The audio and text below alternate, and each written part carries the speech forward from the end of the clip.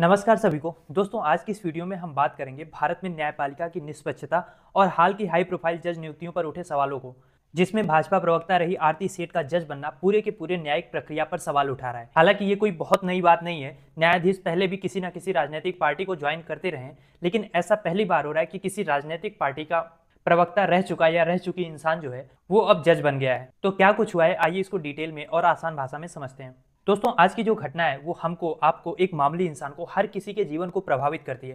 क्योंकि जब हमारे साथ कुछ गलत होता है, जब हमारे साथ कोई नाइंसाफी होती है, जब हमें लगता है कि हमारे साथ अन्याय हो रहा है, तो हम किसकी तरफ देखते हैं? हम देखते हैं अदालत की ओर, हम देखते हैं जजों की ओर कि ये हमारे लिए फैसला देंगे, ये हमारे न्याय की रक्षा करेंगे। क्योंकि जज जो होता है, जो कोर्ट होता है, वो न्याय का घर होता है, और जो जज होता है उसको न्यायमूर्ति कहा जाता है। और न्याय किसी का पक्ष या विपक्ष नहीं होता, वो निष्पक्ष होता है। लेकिन आज जो घटना हुई है वो हमें ये सोचने पे मजबूर कर रही है कि क्या देश की जुडिशियल सिस्टम अब वाकई में निष्पक्ष बची है, या राजनीतिक शक्तियां इसको धीरे धीरे अपने शिकंजे में पकड़ चुकी हैं। दोस्तों, हुआ ये है कि कुछ दिन पहले कॉलेजियम सिस्टम में मुंबई की वकील आरती अरोड़ साठे को महाराष्ट्र हाईकोर्ट का जज बनाया गया। और ये जो आरती साठे है ना, ये भाजपा की प्रवक्ता रह चुकी हैं, और कई बार शायद आपने इनको टीवी पर भाजपा के प्रवक्ता के रूप में भाजपा की बातें रखते हुए, उनका पक्ष रखते हुए देखा भी हो। इनके पिता भी आरएसएस और भाजपा से लंबे वक्त से जुड़े रहे हैं, और बाद में इनका पार्टी में प्रमोशन भी हुआ। इनको लीगल सेल का हेड बनाया गया मुंबई में।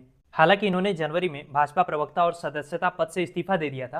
पर पॉइंट ये है कि क्या इस्तीफा देने से किसी की सोच या जो उसके मन में पूर्वाग्रह है वो बदल सकता है?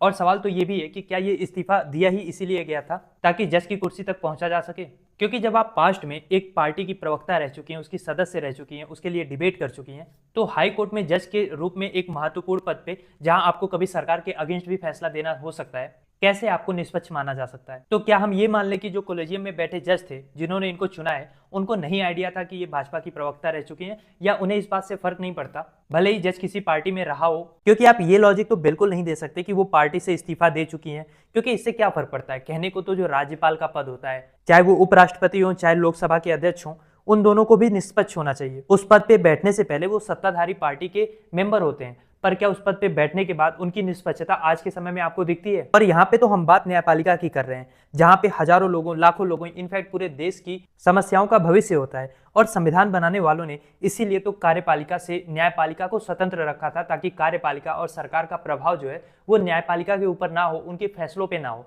लेकिन अगर सरकार से ही चुने हुए लोग, सरकार की पार्टी में रह चुके लोग न्यायपालिका में जज बनेंगे, तो फिर न्याय की परिभाषा और न्यायमूर्ति का स्वरूप जो है वो भी एक अलग ही रूप में होगा। और यहाँ पे मुद्दा केवल आरती साठे का नहीं है, बल्कि ऐसा लग रहा है कि पूरे जस्टिस सिस्टम की ही यही हालत हुई है। अभी 2 दिन पहले ही मैंने आपको एक वीडियो में बताया था कि कैसे राहुल गांधी के ऊपर सुप्रीम कोर्ट के जज ये कह रहे हैं, मौखिक टिप्पणी दे रहे हैं कि आपको कैसे पता कि चाइना ने भारत की कोई जमीन कब्जा की है, और आपको ये सवाल जो है पूरे सबूतों के साथ पूछने चाहिए थे, संसद में पूछने चाहिए थे, सोशल मीडिया पे आप क्यों पूछ रहे हैं? और फिर इन्हीं जज साहब की फोटो जो है वो भाजपा के नेताओं के साथ निकल के आती है, देवेंद्र फडणवीस और एकनाथ शिंदे के साथ निकल के आती है। तो पॉइंट ये है कि ऐसे तो लोगों का भरोसा ही उठने लगेगा। दिल्ली हाईकोर्ट में एक जज के घर में पूरी नोटों की गड्डी मिलती है, उन पे आज तक कोई कार्रवाई नहीं हुई, जबकि सुप्रीम कोर्ट ने उनको दोषी माना, लेकिन हटाने की बजाय बस ट्रांसफर हुआ। ऐसे ही इलाहाबाद के हाई कोर्ट के जज शेखर यादव ने खुलेआम ये बात कही कि देश जो है वो मेजॉरिटी के हिसाब से चलेगा। तो अब सवाल तो ये उठेगा ना कि जब जज साहब के सामने कोई मामला जाता होगा, तो क्या वो मेजॉरिटी और माइनॉरिटी देख के फैसला करते होंगे?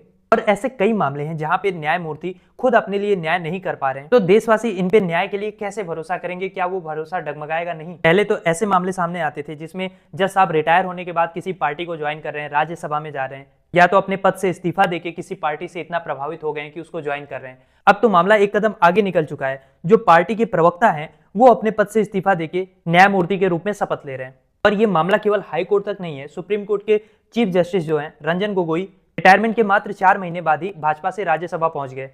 कोलकाता हाईकोर्ट के जज अभिजीत गंगोपाध्याय अपने पद से इस्तीफा देके भाजपा में शामिल हो गए, और 2024 चुनाव में तामलुक से भाजपा के सांसद भी बन गए। और भाजपा ने उनको तुरंत पार्टी ज्वाइन कराते ही, जो भाजपा की बंगाल में सबसे सेफ सीट है, उसका टिकट दे दिया।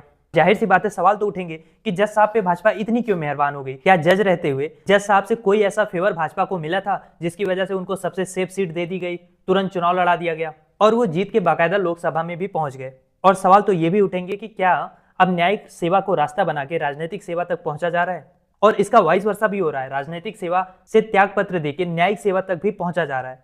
अब पता नहीं सरकार को क्या छिपाना है कि हर जगह उनको अपने ही आदमी चाहिए, हर चीज कंट्रोल करना है, चाहे मीडिया हो, चाहे कोई भी संवैधानिक संस्थान हो, चुनाव आयोग हो, राज्यपाल, राष्ट्रपति, और अब न्यायिक ढांचा भी कमजोर होता चला जा रहा है। और ये सच में देश के लिए सोचने का विषय है, क्योंकि आप पीछे का इतिहास उठा के देख लो, लोग सरकार से लड़ जाते थे, सरकार के खिलाफ भी न्यायपालिका में जाते हैं इस उम्मीद से कि न्यायपालिका स्वतंत्र है, वो न्याय निष्पक्ष होकर देगी।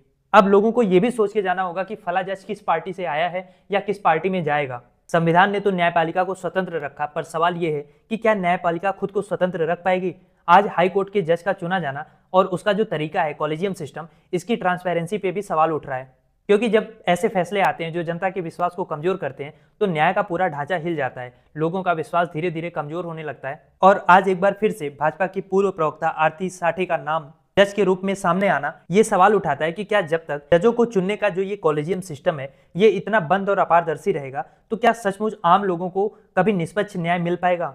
अब मेरा सवाल आपसे ये है कि आपको क्या लगता है, क्या आज भारत में न्यायपालिका पर जनता पूर्ण रूप से भरोसा करती है या उसे भी कहीं ना कहीं राजनीति की नजर लग चुकी है। क्या सोचते हैं आप इस बारे में, लिखिए अपनी राय कमेंट बॉक्स में।